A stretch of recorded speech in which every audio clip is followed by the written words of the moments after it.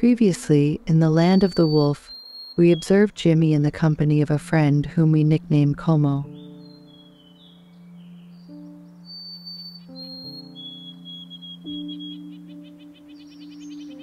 So far, the month of May has allowed us to admire the courtship in some birds, as well as some animal interactions.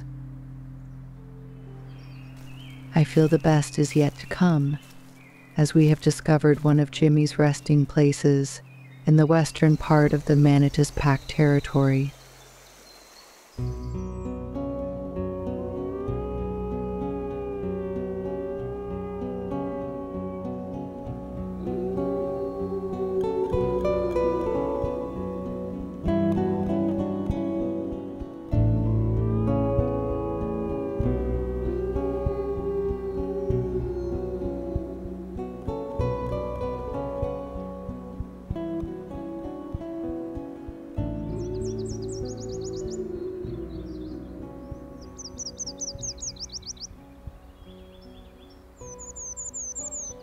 The warblers are back.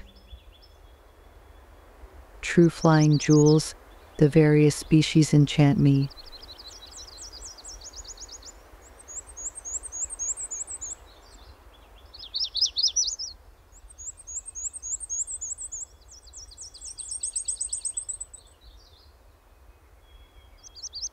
These insectivorous songbirds must not distract me from my objective, even if it is almost impossible to track a wolf in the forest.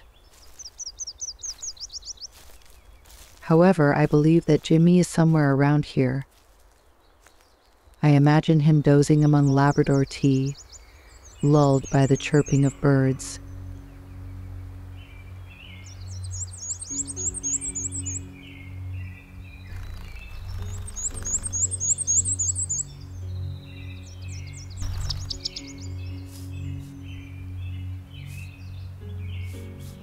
There are perfect moments for contemplation, such as this spring morning when the vanilla scent of mayflowers and mosses float in the air.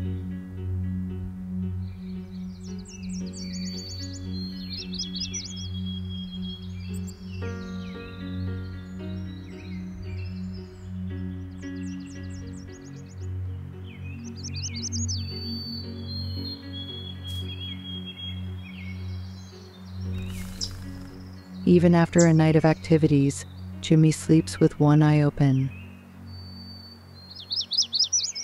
He knows that every creature can communicate vital information to him.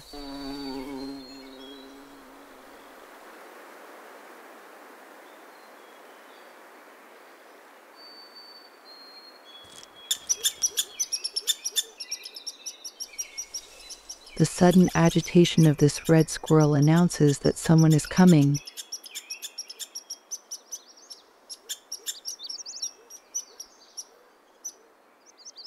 If Jimmy refuses to be seen, he will know how to escape my gaze.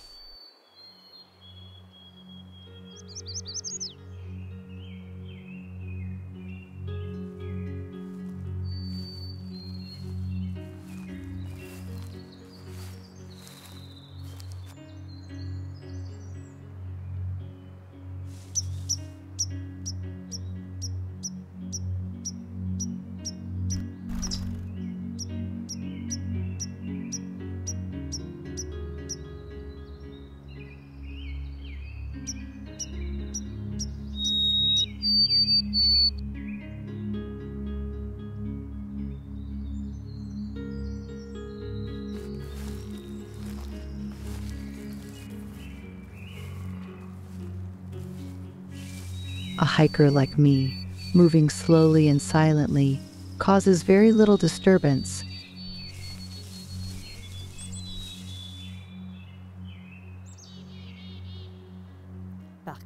But some human activities are equivalent to terrorism for the inhabitants of the forest. This calm morning saw a dramatic turnaround that showed us how the exploitation of the wild world can have devastating effects.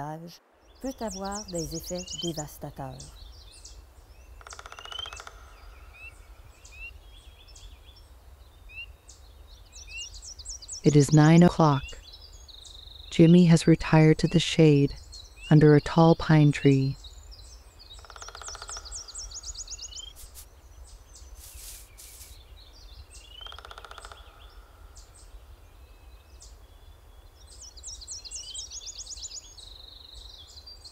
The presence of the wolf at rest does not worry the white-throated sparrows.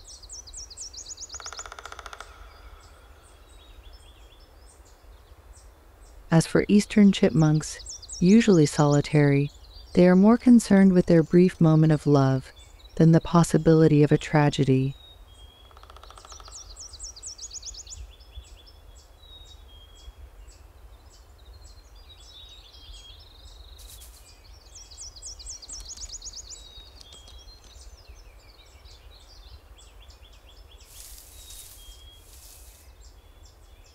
The peace of this heterogeneous community will quickly flip into chaos.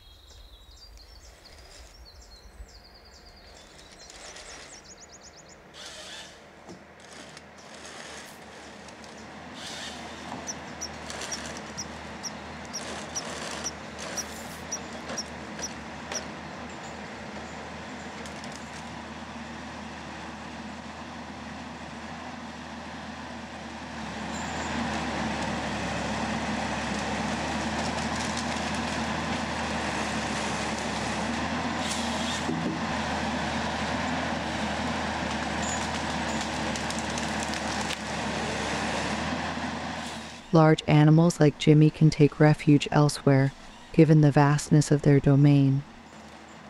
For the others, it is a disaster.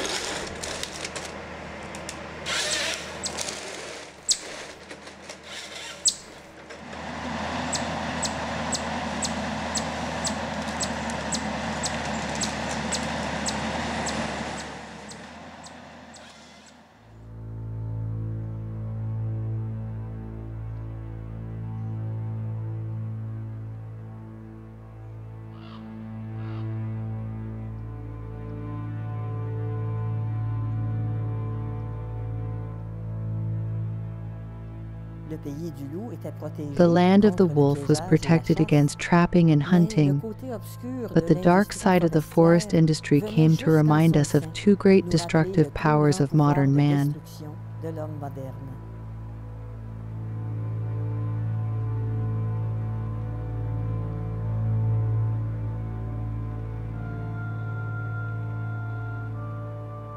The negative impacts of logging on the habitat of certain species as the woodland caribou are better and better known, but I find it is equally important to consider their repercussions on all the animals that suffer and die from it as individuals.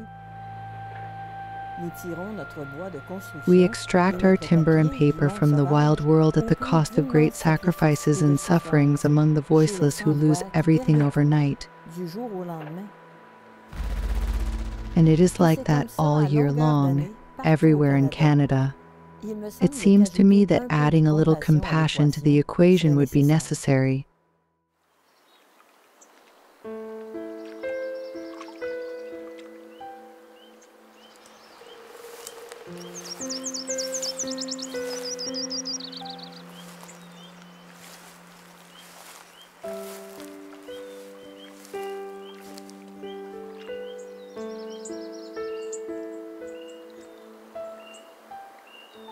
A few kilometers from the stricken area, the scent of beavers and muskrats stimulates Jimmy's appetite.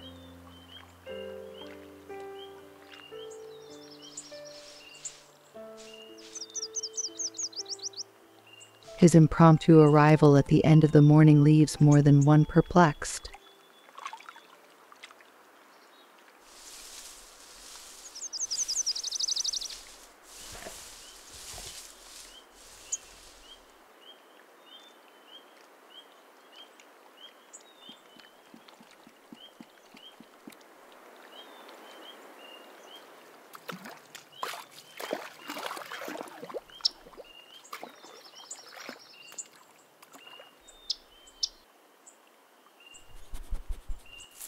The wolf first evaluates the different options available to him.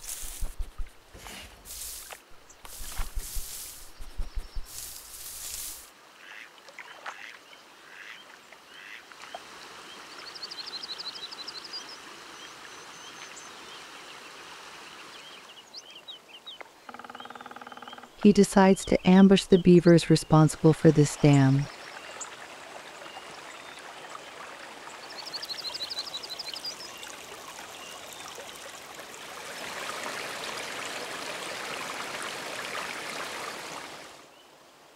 Jimmy begins a watch that could be long.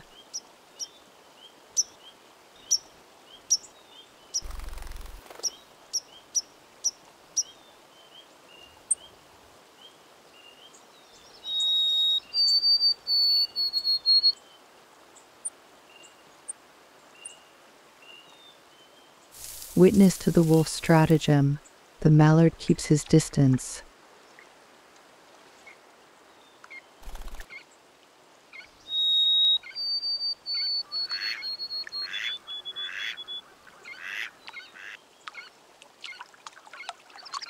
After a while, and no longer seeing Jimmy, the birds relax their vigilance.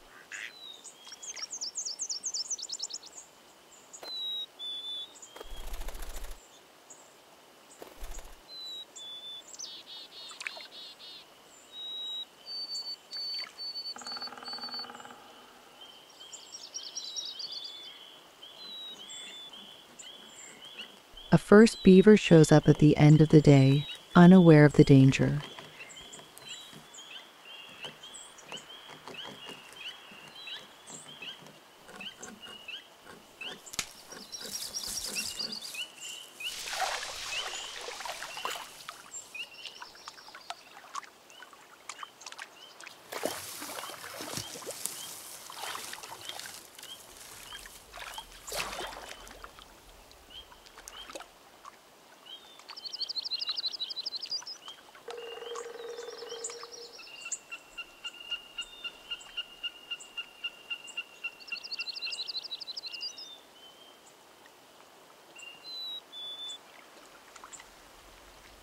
Did the antler lying on the dam fall from the head of a moose at this exact place last December?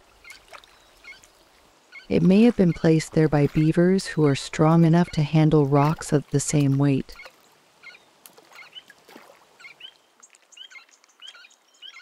Other characters are gathered upstream from the dam: wood ducks and ring-necked ducks.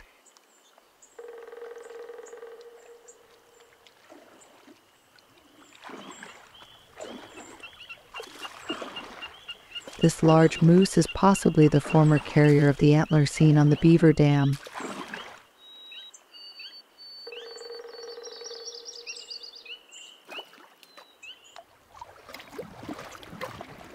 Velvet covered, his new crown grows rapidly. He looks like Lancelot of the Lake. The wildlife that gets active as evening approaches makes Jimmy feverish. The pair of ring-necked ducks noticed his movements behind a shrub.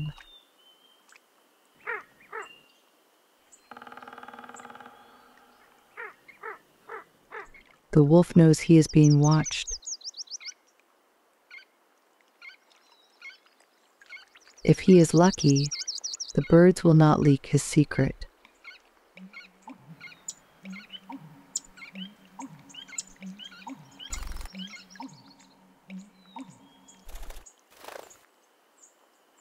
The evening promises to be calm for the beavers, who are unaware of the presence of a predator in the area.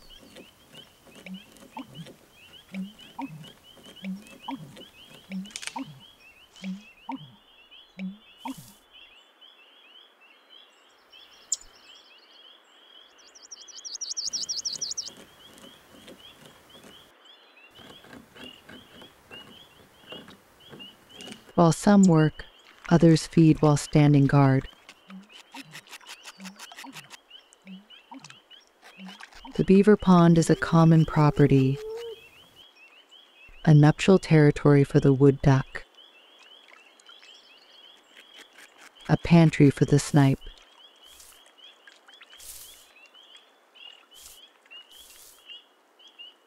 the ideal scene for the hooded mergansers parade.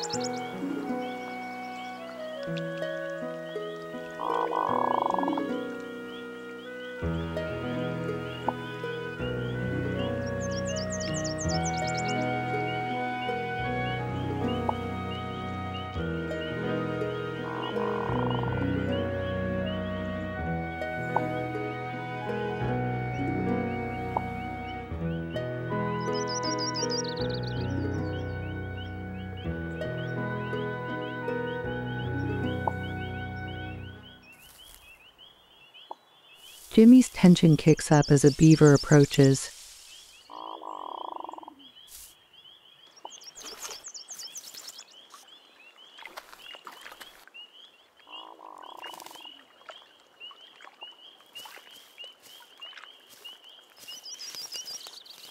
This mound of mud in the middle of the pond has been set up by beavers to serve as an olfactory marker. A castoreum sponge.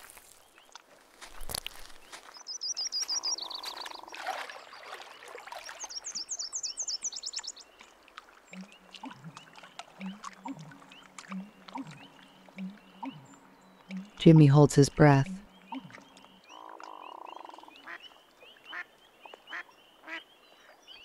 There are beavers everywhere, but they are unreachable from Jimmy's hiding place.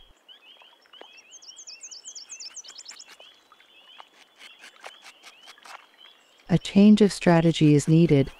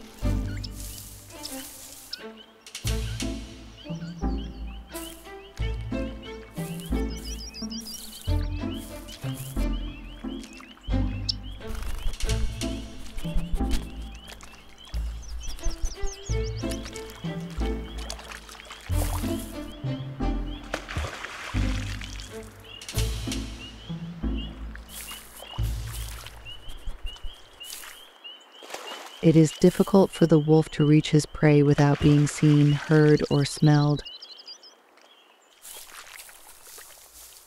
Might as well look for something else to eat.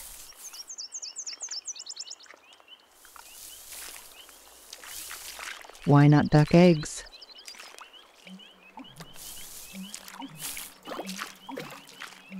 Or a plump muskrat?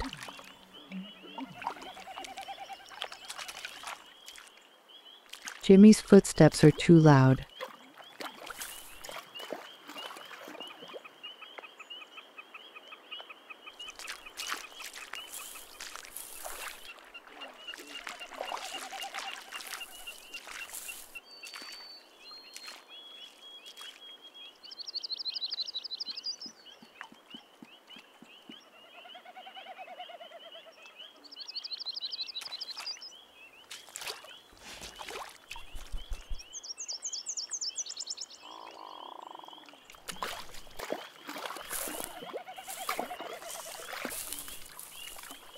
The wolf must consider a simpler menu, and this is exactly what this American bittern can inspire to him.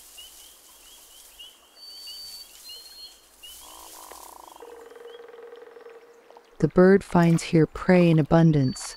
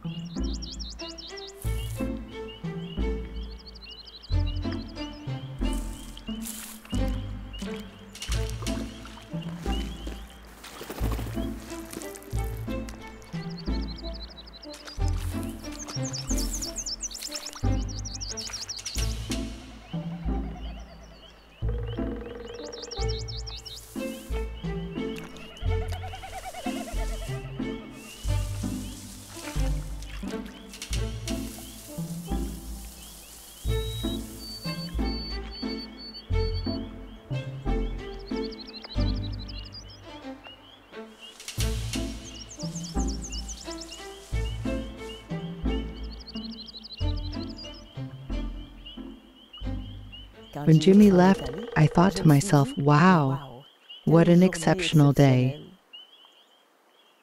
The land of the wolf often made us go through the whole range of emotions. Sometimes we felt joy, sometimes pain or worry. We also had to learn how to deal with unforeseen situations. Moreover, astonishment will be at the heart of the next episode. I will say no more. One needs to see it.